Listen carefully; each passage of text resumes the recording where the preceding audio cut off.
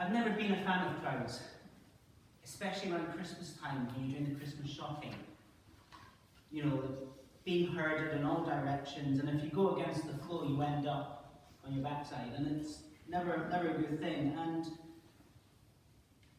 I can just imagine Jesus.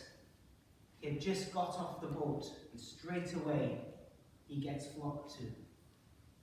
And you've got Jairus being approached by the leader of the synagogue, and he's got an intention of going to Jairus' daughter to see what he can do. Now, what I like about readings from Mark, often there's many stories sandwiched in the story. I like to think of it as like a gospel sandwich. You know, Jesus is going to do one story, going off to do one thing, but then another thing happens. And in this case, we have the unnamed woman reaching out to his cloak to try and have that faith of being healed.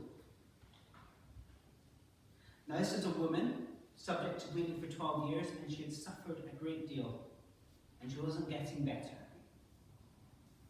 But if I just touch his clothes, I will be healed. And immediately, with that faith, the bleeding stops.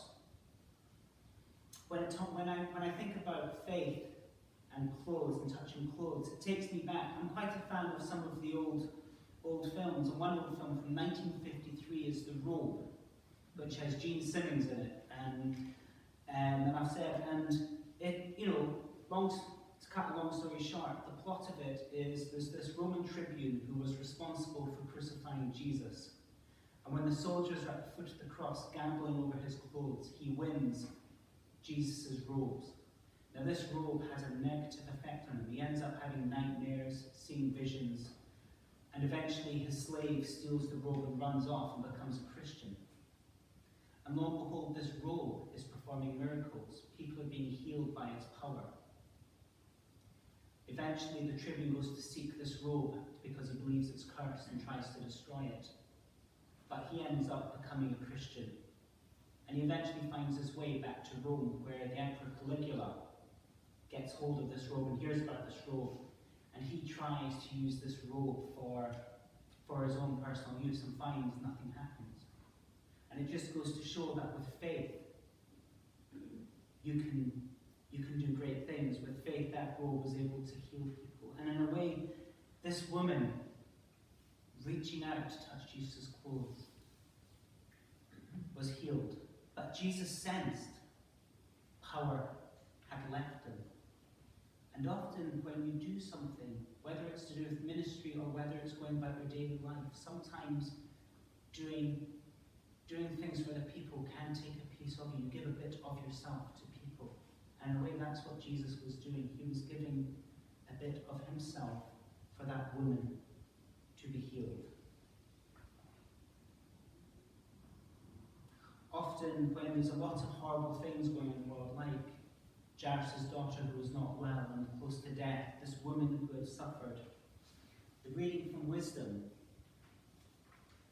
gives us a good example about the nature of God. Jesus was in control of this. God has authority over illness and death. And like what the reading of Wisdom says, God does not make death.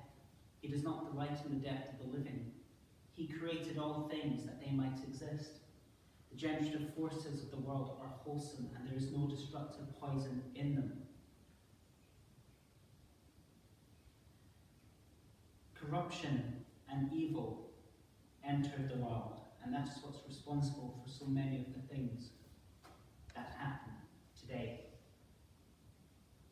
Getting back to the reading and getting back to the sermon, Jesus, he had one thing in mind, and that was to go and heal Jairus' daughter. He got distracted, and quite rightly so. That I often relate to the disciples at this point when Jesus said, "Who touched my clothes?" I think they've got it right to be, say, "Well, you're in a crowd, mate. Of course someone's going to touch you or jostle you." So, in that sort of sense, you get an idea that Jesus knew that power had gone from him. Jesus had that one intent, to go and heal Jairus' daughter, but he took the time as well to stop and address the woman who approached him. Out of fear, she said that, out of fear, she came and trembling and told him the truth. And Jesus said, your faith has healed you.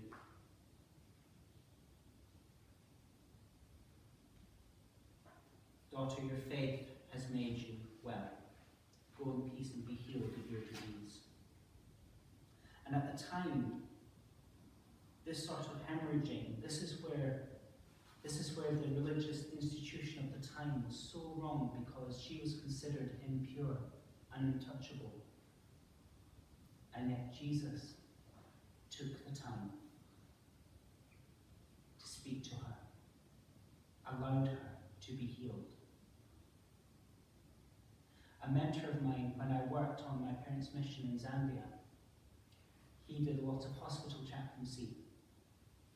And the one thing he told me was, the best thing you can do in any sort of situation in the hospital, or whether it's out in the public, whether you're doing public ministry or you're out in the open, go and sit next to the person who would probably make you feel the most uncomfortable.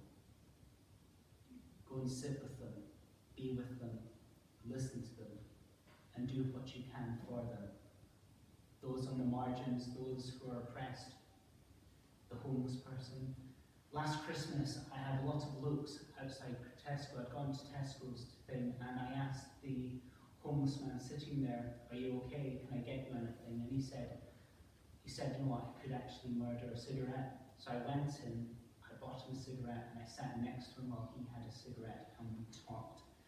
And we had an amazing chat about everything. And I was in my dog collar as well. It was a Sunday, and I was still in my dog collar, and I sat with him, and we got strange looks. There was me in my mask, sat a couple of meters away from him, and he was sat there, and we were having a talk.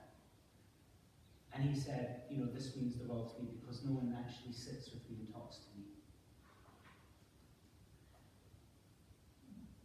Jesus took the time,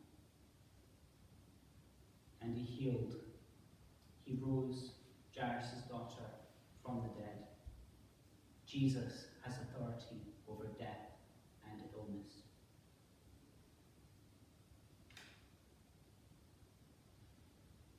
In a moment like this, we can often think, when we're looking at the scripture, trying to relate to ourselves, what is your need? What's your crisis? What is your fear? Take it to Jesus. Take it to him, whatever way works for you. He loves you, and he is on your side, and he is waiting.